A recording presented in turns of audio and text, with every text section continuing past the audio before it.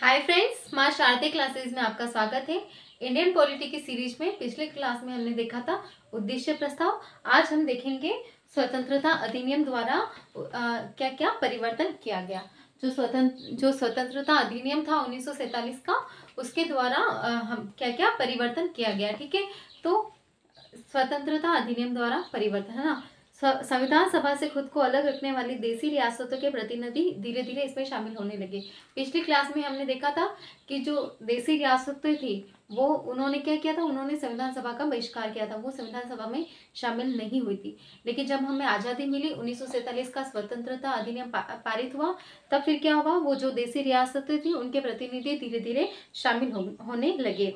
28 अप्रैल 1947 को 6 राज्यों के प्रतिनिधि सभा के सदस्य बन चुके थे, यानी कि 28 अप्रैल 1947 तक 28 अप्रैल 1947 तक क्या हो गया था, 6 राज्यों के प्रतिनिधि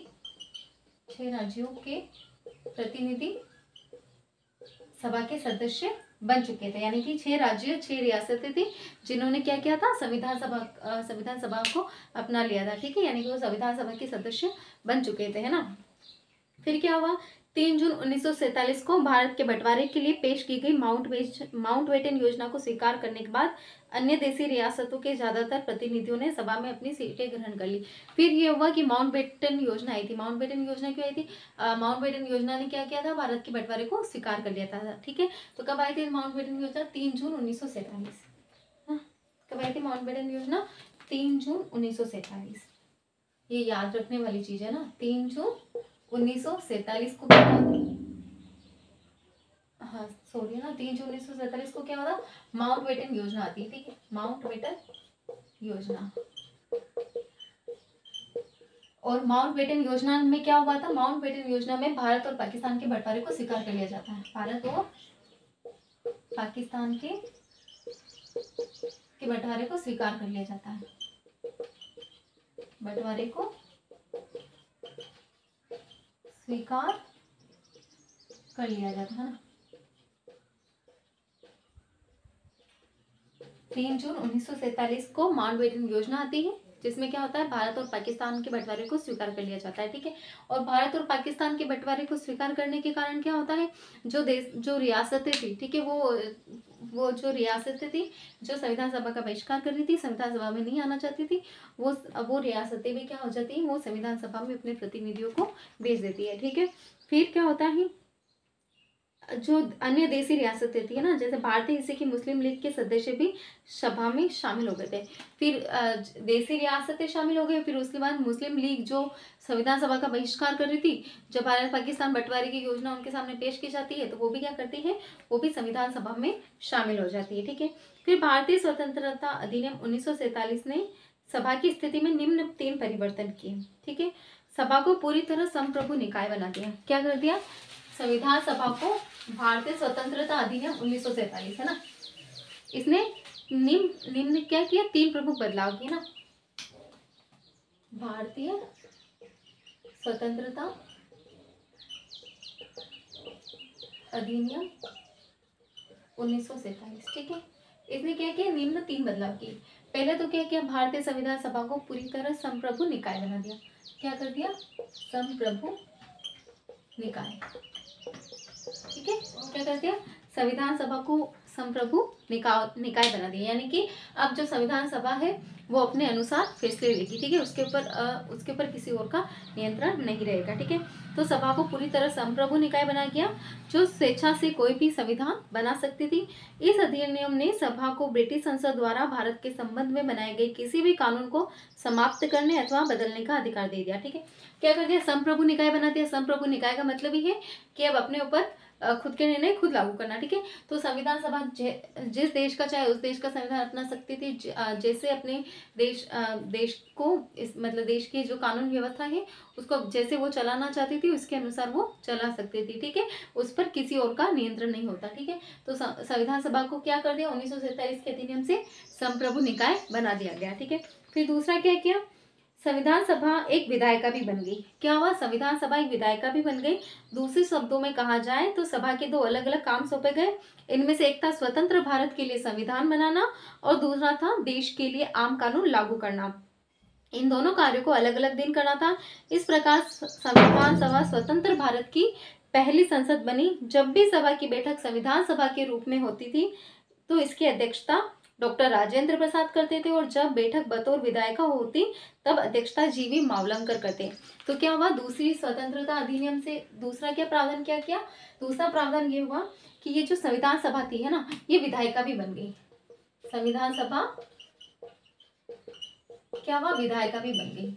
मतलब संविधान सभा भी थी और एक और कार्य इसका हो गया विधायिका बन, है ना, विधायिका बन गई। ठीक है, संविधान सभा यानी कि जो देश के लिए संविधान बनाएगी। ठीक है, और इसकी जब अध्यक्षता वो करनी होती थी तो कौन करते थे? संविधान सभा की अध्यक्षता वो करते थे डॉक्टर राजेंद्र प्रसाद। ठीक है, और जब संविधान सभा की बैठक बतौर विधायिका होती, यानी कि जब देश में कानून व्यवस्था बनाने के लिए, कानून व्यवस्था को लागू करने के लिए, कानून पारित करने के लिए, है ना, विधायिका के तौर पर जब संविधान सभा काम करती थी, देश के शासन को संचालन करने के लिए जब संविधान सभा काम करती थी तो वो क्या होती थी? वो विधायिका बन जाती थी। क्या बन जाती? विधायिका। ठीक है, जैसे कि आज हमारी संसद है, संसद में लोकसभा है ना, तो उसी तरीके से संविधान सभा क्या हो जाती थी? विधायिका बन जाती थी। और इसकी अध्यक्षता करते थे जीवी मावलंकर। जीवी मावलंकर, मावलंकर है ना, जीवी मावलंकर, गणेश वासुदेव मावलंकर। ठीक है, विधायिका बन जाती थी और इसकी अध्यक्षता कौन करते थे? इसकी अध्यक्षता करते हैं जीवी मावलंकर। आज का जो हम लोकसभा स्पीकर समझ सकते हैं ना, स्पीकर के जैसे पद होता है। ठीक है, स्पीकर के जैसे। ठीक है, तो कौन अध्यक्षता करते थे उस समय? इसे ये पहला क्वेश्चन भी है कि देश के प्रथम स्पीकर, है ना, तो वो कौन था? जीवी मावलंकर। ठीक है, तो ये संविधान सभा क्या होती है? दो कार्य करती है। संविधान संविधान संविधान सभा के रूप में संविधान का निर्माण करती है और विधायिका के रूप में क्या करती है? देश का संचालन करती है। ठीक है, तो विधायिका बन जाती है और इसकी अध्यक्षता करते हैं जीवी मावलंकर, गणेश वासुदेव मावलंकर इनका पूरा नाम होता है। ठीक है, ये तो इसने दूसरा पहला क्या किया? भारतीय स्वतंत्रता अधिनियम से क्या हुआ? संविधान सभा एक संप्रभु निकाय बन जाती है। दूसरा, संविधान सभा दो रूपों में बढ़ जाती है ना, पहला तो संविधान सभा के रूप में, दूसरा विधायिका के रूप में। ठीक है, फिर तीसरा होता है मुस्लिम लीग के सदस्य भारतीय संविधान सभा से अलग हो गए। ठीक है, पाकिस्तान में शामिल हो चुके क्षेत्र से संबंधित है। जो मुस्लिम लीग के सदस्य थे अब वो क्या होते हैं? 1947 के अधिनियम से संविधान सभा से अलग हो गए। इसकी वजह से सन 1946 में माउंटबेटन योजना के तहत तय की गई कुल सदस्यों की संख्या 389 सीटों की बजाय अब 299 तक आ गिरी। यानी कि जो पहले सीटें थी 389, अब मुस्लिम लीग के सदस्य बनने के बाद मतलब अलग होने के बाद वो सीटें कितनी रह गई? 299। ठीक है, 299, 299 तक वो सीटें आ चुकी थी और भारतीय प्रांतों की संख्या 296 से 229 हो गई थी। जो भारतीय प्रांत थे उनकी संख्या क्या हो गई? 296 से 229। ठीक है, तो भारतीय प्रांतियों या भारतीय रियासतों की संख्या जो थी वो क्या हो गई? 296 से 229 हो गई। ठीक है, और देशी रियासतों की संख्या 93 से घटकर 37 कर दी गई। ठीक है, देशी रियासतें जी वो उनकी संख्या 93 से घटकर 70 कर दी गई। यानी कि ये जो घटी हुई संख्या थी ना, ये किसमें शामिल हो गई? ये मुस्लिम लीग में शामिल हो जाती है। ठीक है, तो देशी रियासतों की संख्या वो थी, वो 93 से 70 कर दी गई। 31 दिसंबर 1947 को राज्यवार सदस्यता को, वो हम बाद में देखेंगे। ठीक है, आप पहले देख लेना राज्यवार सदस्य की तालिका जो है ना 2.4 में, वो आप देख लेना। ठीक है, फिर संविधान सभा के अन्य कार्य, तो संविधान के निर्माण और आम कानूनों को लागू करने के अलावा संविधान सभा ने निम्न कार्य किए। इसने मई 1949 में क्या किया? संविधान सभा ने मई 1949 में राष्ट्रमंडल की सदस्यता स्वीकार करी, है ना। संविधान सभा ने मई 1949 में राष्ट्रमंडल की सदस्यता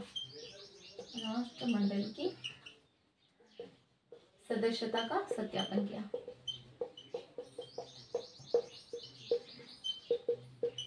अच्छा, ये राष्ट्रमंडल क्या है? तो राष्ट्रमंडल है ना, ब्रिटेन ब्रिटेन के द्वारा बनाया गया एक समूह था, ठीक है, जिसकी अध्यक्षता ब्रिटेन की महारानी करती थी, ठीक है। और क्या हुआ था कि राष्ट्रमंडल ब्रिटेन के द्वारा उन देशों के लिए बनाया गया था जो उनके उपनिवेश रहे थे, ठीक है। तो उन देशों के लिए बनाया गया था समूह था। तो जो संविधान सभा थी मई 1949 में क्या करती, राष्ट्रमंडल की मतलब ऐसा नहीं था कि हमारे ऊपर थोपी गई थी ना, ये इच्छा थी, मतलब अपनी इच्छा से अगर आप आना चाहो तो इस समूह का सदस्य बन सकते हैं। तो उसी रूप में क्या हुआ, 1949 में संविधान सभा ने क्या किया, राष्ट्रमंडल की सदस्यता का सत्यापन किया, ठीक है। क्या किया, राष्ट्रमंडल की सदस्यता का सत्यापन किया। हालांकि अब जो राष्ट्रमंडल है इसमें वो देश में शामिल है जो कभी ब्रिटेन का उपनिवेश नहीं रहे थे, ठीक है। तो मई 1949 में संविधान सभा ने राष्ट्रमंडल की सदस्यता का सत्यापन किया, ठीक है। फिर 22 जुलाई 1947 को राष्ट्र ध्वज को अपनाया। क्या किया, 22 जुलाई 1947 को संविधान सभा ने राष्ट्रीय ध्वज को अपनाया, राष्ट्रीय ध्वज को अपनाया।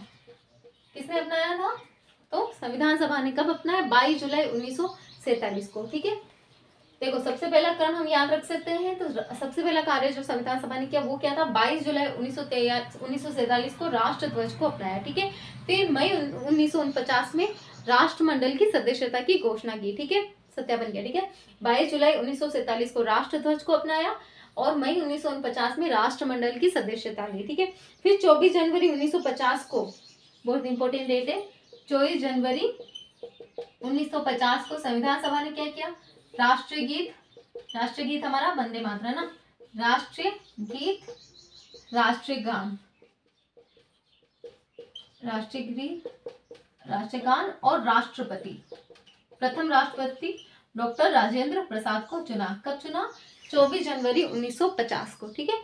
24 जनवरी 1950 को हमारा राष्ट्रीय गीत, राष्ट्रीय गान और राष्ट्रपति को चुना गया। कब चुना गया, 24 जनवरी 1950। ये डेट बिल्कुल याद रखने वाली है। 24 जनवरी 1950 को राष्ट्रीय गीत, राष्ट्रीय गान और हमारे प्रथम राष्ट्रपति डॉक्टर राजेंद्र प्रसाद को चुना जाता है, ठीक है। फिर 2 साल 11 माह और 18 दिनों में संविधान सभा की कुल 11 बैठकें हुई, ठीक है। संविधान को बनने में कितना समय लगा, तो 2 साल 11 माह 18 दिन। कितना टाइम लगा, 2 साल 11 माह 18 दिन, ठीक है। 2 साल 11 माह 18 दिन में संविधान सभा की कुल 11 बैठकें हुई, कुल 11 बैठकें हुई। देखो अगर आपसे ये पूछा जाए कि संविधान बनने तक है ना संविधान सभा की कुल कितने बैठकें हुई, तो वो होती है 11 बैठकें, ठीक है। लेकिन 26 जनवरी 1950 को संविधान सभा की एक बैठक और होती है, ठीक है। कब होती है, 26 जनवरी 1950 को, सॉरी 26 नहीं है ना, 24 जनवरी, जब हम राष्ट्रगीत और राष्ट्रपति को चुनते हैं ना, तो क्या होता है, 24 जनवरी 1950 है ना, 24 जनवरी 1950 को संविधान सभा की एक अंतिम बैठक होती है। कौन सी बैठक होती है, अंतिम बैठक, ठीक है, जिसमें सब साइन करते हैं ना, सिग्नेचर करते हैं। तो 24 जनवरी 1950 को संविधान सभा की अंतिम बैठक होती है और ये होती है बैठक 12वीं बैठक, ठीक है, 12वीं बैठक। तो 2 साल 11 माह 18 दिन हमारे संविधान को बनने में लगा, ठीक है। कितना लगा, 2 साल 11 महीने और 18 दिन। और इस दौरान कुल संविधान सभा की 11 बैठकें हुई है। कितनी बैठकें हुई है इस दौरान, 2 साल 11 माह 18 दिन में संविधान सभा की 11 बैठकें होती है। फिर 24 जनवरी 1950 को संविधान सभा की एक अंतिम बैठक होती है। क्या होती है, अंतिम बैठक, है ना, याद रखना, अंतिम बैठक होती है 24 जनवरी 1950 को, जिसमें क्या होता है, जिसमें संविधान सभा की 12वीं बैठक होती है, ठीक है।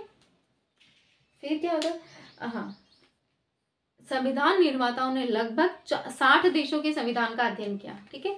हमारा संविधान जो बना है ना, उसके लिए संविधान निर्माताओं ने क्या किया, लगभग 60 देशों के संविधान का अध्ययन किया और फिर उसके बाद उनमें से जो हमारे देश के अनुकूल है उन प्रावधानों को इसमें हमारे संविधान में शामिल किया गया है। तो ठीक है, 60 देशों के संविधान का अध्ययन किया और इसके प्रारूप पर 114 दिनों तक चर्चा, 114 दिनों तक विचार, संविधान की विचार हुआ है ना, जो प्रारूप था संविधान का उस पर 114 दिनों तक विचार हुआ और इसके निर्माण में कुल 64 लाख रुपए खर्च हुए। संविधान के निर्माण में कुल कितने का खर्चा हुआ, तो वो हुआ था 64 लाख रुपए का। ठीक है, फिर 24 जनवरी 1950 को संविधान सभा की अंतिम बैठक हुई। इसके बाद सभा ने 26 जनवरी 1950 से 1951-52 में हुए आम चुनाव के बाद बनने वाली नई संसद के निर्माण तक भारत के अंतरिम संसद के रूप में कार्य किया। ठीक है, तो क्या हुआ 24 जनवरी, हाँ 26 जनवरी को क्या हुआ 1950, 1951, 52 तक क्या चला, चुनाव चले, है ना।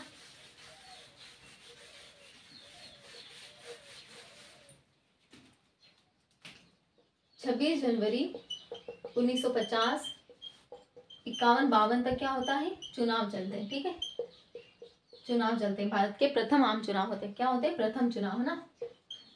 अब इस प्रथम चुनाव के दौरान क्या होता है, संविधान सभा जो थी उसने जब तक चुनाव चल रहे, ठीक है, तो देश का शासन संचालन भी सुचारू रूप से चलना चाहिए। तो संविधान सभा क्या होती है, जब तक चुनाव संपन्न नहीं होते तब तक अंतरिम संसद के रूप में भी कार्य करती है। किसके रूप में कार्य करती है, अंतरिम संसद के रूप में कार्य करती है। 26 जनवरी 1950 से आम चुनाव के बाद बनने वाली नई संसद तक हमारी संविधान सभा क्या है, अंतरिम संसद के रूप में कार्य करती है। फिर संविधान सभा की समितियां, संविधान सभा ने संविधान के निर्माण से संबंधित विभिन्न कार्यों को करने के लिए कई समितियों का गठन किया। इनमें से 8 बड़ी समितियां थी तथा अन्य छोटी। इन समितियों तथा इनके अध्यक्षों के नाम इस प्रकार है। ठीक है, बड़ी जो समितियां थी 8, है ना, संघ शक्ति समिति और संघीय संविधान समिति। ठीक है, संघ शक्ति समिति और संघीय संविधान समिति, संघीय संविधान समिति, संघ शक्ति समिति और संघीय संविधान समिति। ठीक है, संघ शक्ति समिति और संघीय संविधान समिति, इसकी अध्यक्षता किसने करी, इसके अध्यक्ष मतलब इसके जो अध्यक्ष थे वो थे जवाहरलाल नेहरू। कौन थे, जवाहरलाल नेहरू। ठीक है, देखो जवाहरलाल नेहरू हमारे देश के प्रथम प्रधानमंत्री भी है ना, तो उस हिसाब से संघ, ठीक है, संघ शक्ति समिति और संघीय संविधान समिति, नाम से पता चल रहा है कि बड़ी समिति है। ठीक है, तो क्या होगा, इनकी अध्यक्षता कौन करेंगे, जवाहरलाल नेहरू। ठीक है, संघ शक्ति समिति, संघीय संविधान समिति, संघ शक्ति समिति और संघीय संविधान समिति की अध्यक्षता जवाहरलाल नेहरू करते हैं। ठीक है, फिर प्रांतीय संविधान समिति, कौन सी समिति, संघीय संविधान समिति जवाहरलाल नेहरू। ठीक है, प्रांतीय संविधान समिति, प्रांतीय संविधान समिति कौन करेंगे, प्रांतीय संविधान समिति वल्लभ भाई पटेल, वल्लभ भाई पटेल। ठीक है, प्रांतीय संविधान समिति की अध्यक्षता कौन करेंगे, उसकी अध्यक्षता करेंगे वल्लभ भाई पटेल।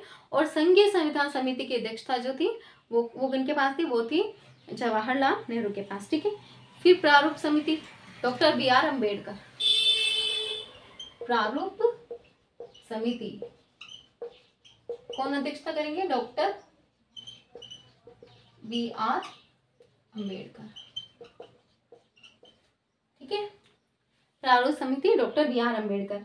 फिर समिति थी मौलिक अधिकारों, अल्पसंख्यकों एवं जनजातियों तथा बहिष्कृत, है ना, मौलिक अधिकारों, अल्पसंख्यकों तथा जनजातियों एवं बहिष्कृत क्षेत्रों के लिए सलाहकार समिति। ठीक है, मौलिक अधिकारों, है ना, मौलिक अधिकारों, फंडामेंटल राइट, अल्पसंख्यकों,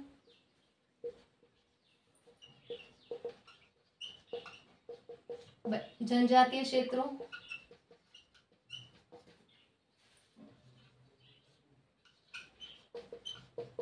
एवं बहिष्कृत क्षेत्रों, है ना।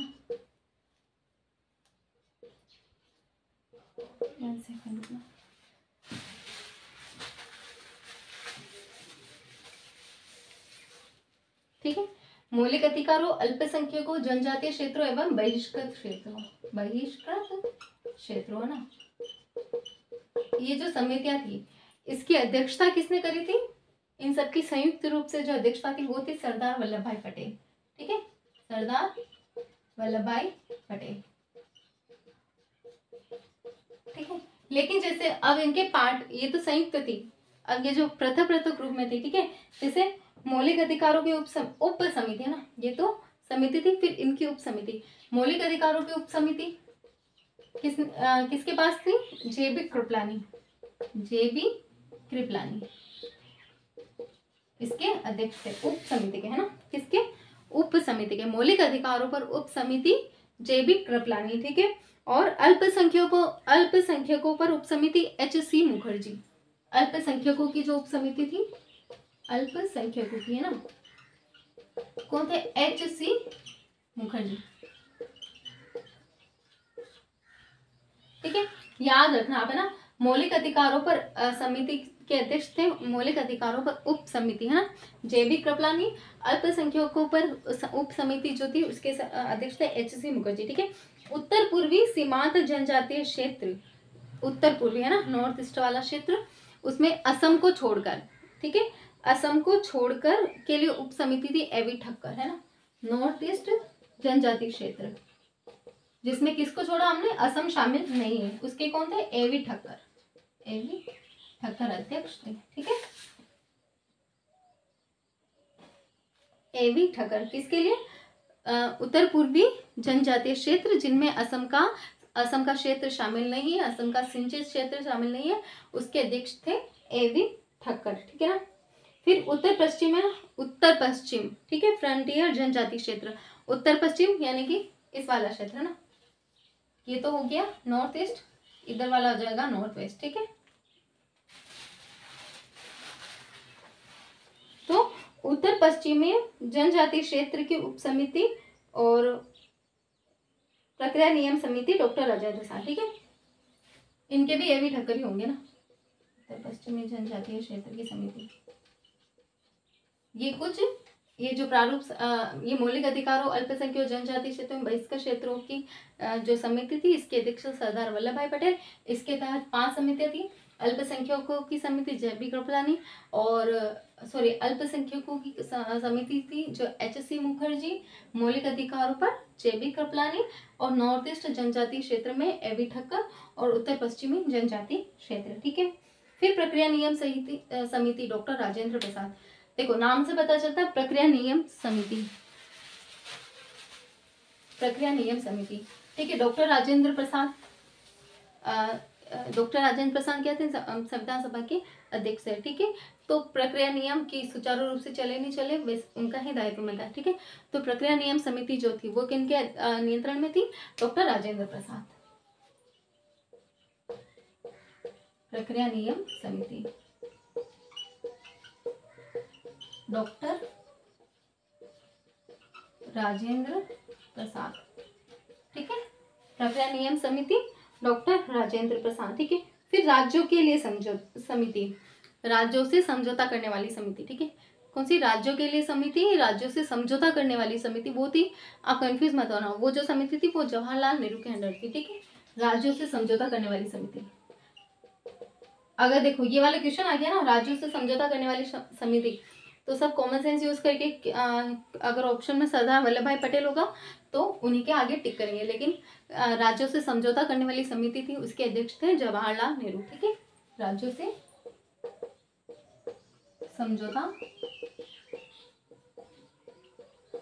समझौता करने वाली समिति जवाहरलाल नेहरू, ठीक है। राज्यों से समझौता करने वाली समिति जवाहरलाल नेहरू, ठीक है। और संचालन समिति, फिर पता चल रहा है संचालन कौन करेंगे? अध्यक्ष जी, है ना। तो संचालन समिति डॉक्टर राजेंद्र प्रसाद,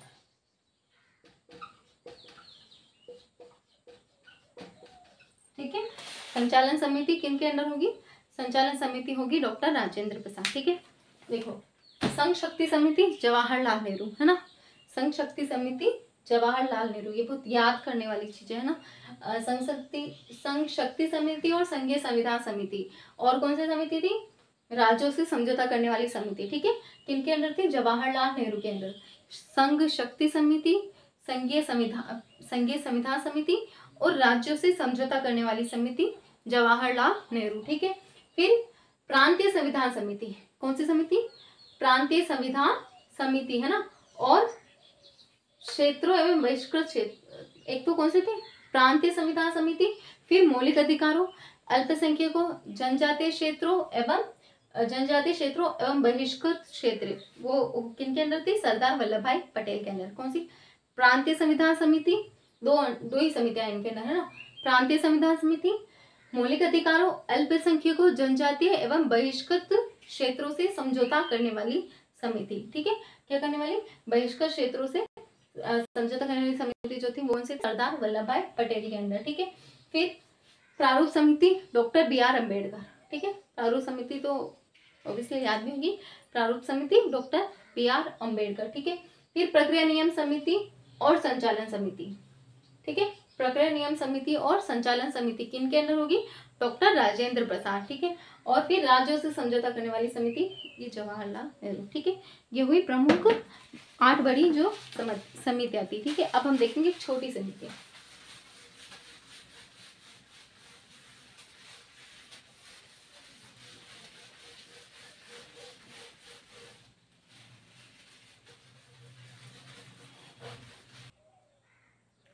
अब हम कौन सी समितियां देखेंगे, अब हम देखेंगे छोटी समितियां। ठीक है, वित्त एवं कर्मचारी समिति, कौन सी समिति है, छोटी समितियों में है ना, वित्त एवं कर्मचारी समिति, वित्त एवं कर्मचारी समिति।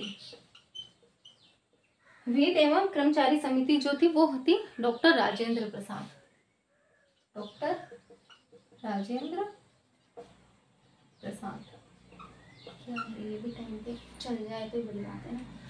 क्या थी, वित्त एवं कर्मचारी समिति डॉक्टर राजेंद्र प्रसाद। ठीक है, वित्त एवं कर्मचारी समिति डॉक्टर राजेंद्र प्रसाद।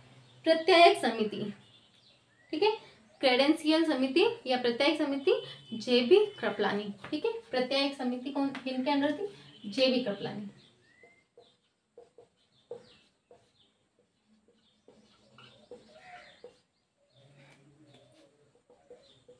जेबी कृपलानी। ठीक है, प्रत्यायक समिति जो थी जेबी कृपलानी है ना। फिर सदन समिति, सदन समिति बी पट्टाभी सीतारामैया किनके अंडर थी, सदन समिति, सदन समिति है ना, बी पट्टाभी सीतारामैया। ठीक है, सदन समिति बी पट्टाभी सीतारामैया है ना। फिर कार्य संचालन समिति, कौन सी समिति, कार्य संचालन समिति है ना। एक तो हमने संचालन समिति देखी थी, वो तो थी डॉक्टर राजेंद्र प्रसाद के अंडर, वो थी बड़ी समिति। ठीक है, फिर हम देख रहे कार्य संचालन समिति। ठीक है, वो थी डॉक्टर के एम मुंशी। कार्य संचालन है ना, कार्य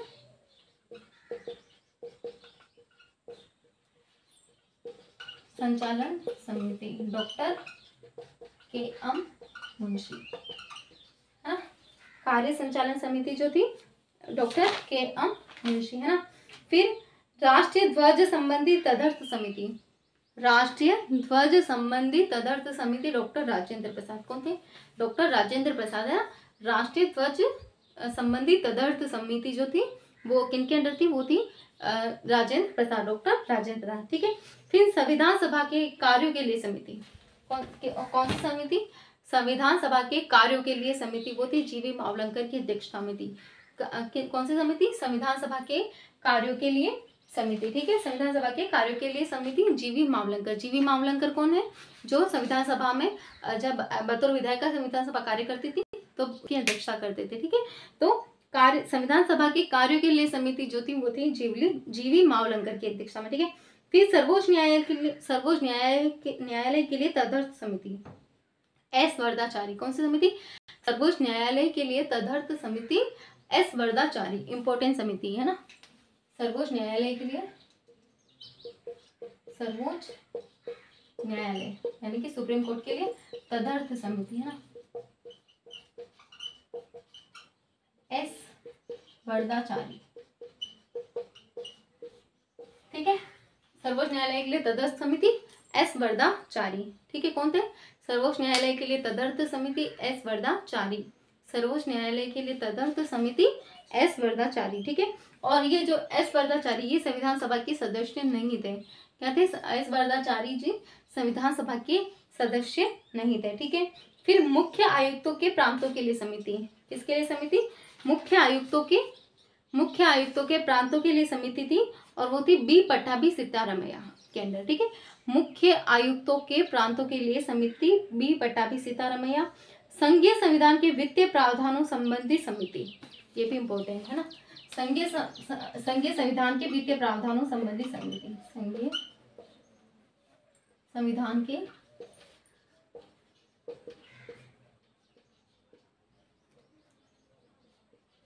वित्तीय प्रावधानों संबंधी समिति,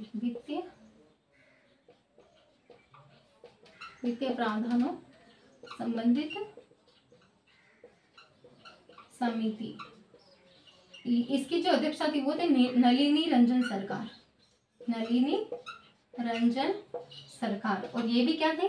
ये भी संविधान सभा के सदस्य नहीं थे। एक तो कौन नहीं थे? सर्वोच्च न्यायालय के लिए तदर्थ समिति के जो अध्यक्ष थे एस वरदाचारी, वो संविधान सभा के सदस्य नहीं थे। और संघीय संविधान के वित्तीय प्रावधानों संबंधी जो समिति थी, जो किसके अंदर थी? वो थी नलिनी रंजन सरकार के अंदर। वो भी क्या थे? वो संविधान सभा के सदस्य नहीं थे। ठीक है। फिर भाषाई प्रांत आयोग जो समिति थी, कौन सी समिति थी? भाषाई प्रांत आयोग। ठीक है। इसके अध्यक्ष थे एस के डार। कौन थे? एस के डार। ये भी संविधान सभा के सदस्य नहीं थे। ठीक है। भाषाई प्रांत आयोग जो समिति थी उसके अध्यक्ष थे एस के डार, जो कि संविधान सभा के सदस्य नहीं थे। फिर प्रारूप संविधान की जांच के लिए विशेष समिति। ठीक है। प्रारूप समिति जो थी उसके अध्यक्ष तो थे डॉक्टर बी आर अम्बेडकर। ठीक है। प्रारूप संविधान उसकी जांच के लिए जो समिति थी वो किसके अंडर में थी? वो थी जवाहरलाल नेहरू के अंडर में। ठीक है। फिर प्रेस दीर्घा समिति, कौन सी समिति? प्रेस दीर्घा समिति है ना, उषानाथ सेन। प्रेस दीर्घा समिति किनके अंडर थी? उषानाथ सेन। प्रेस दीर्घा समिति उषानाथ सेन। ठीक है। फिर नागरिकता पर तदर्थ समिति, किस पे समिति? नागरिकता पर तदर्थ समिति। ठीक है। और वो भी किसके अंदर थी? वो भी एस वरदाचारी के अंदर। ठीक है। एस वरदाचारी के अंदर दो समितियां है ना, सर्वोच्च न्यायालय पर तदर्थ समिति और नागरिकता पर तदर्थ समिति। ठीक है। एस वरदाचारी है ना, एक तो कौन सी है? सर्वोच्च न्यायालय वाली, एक है नागरिकता पर तदर्थ समिति। वो किसके अंदर थी? वो थी एस वरदाचारी के अंदर। ठीक है। समझ में आया आपको? ठीक है ना। ये कुछ छोटी छोटी जो महत्वपूर्ण समितियां थी वो हमने इस क्लास में देखी। नेक्स्ट क्लास में बहुत ही इंपॉर्टेंट समिति है, वो है प्रारूप समिति, उसे हम देखेंगे। So thank you.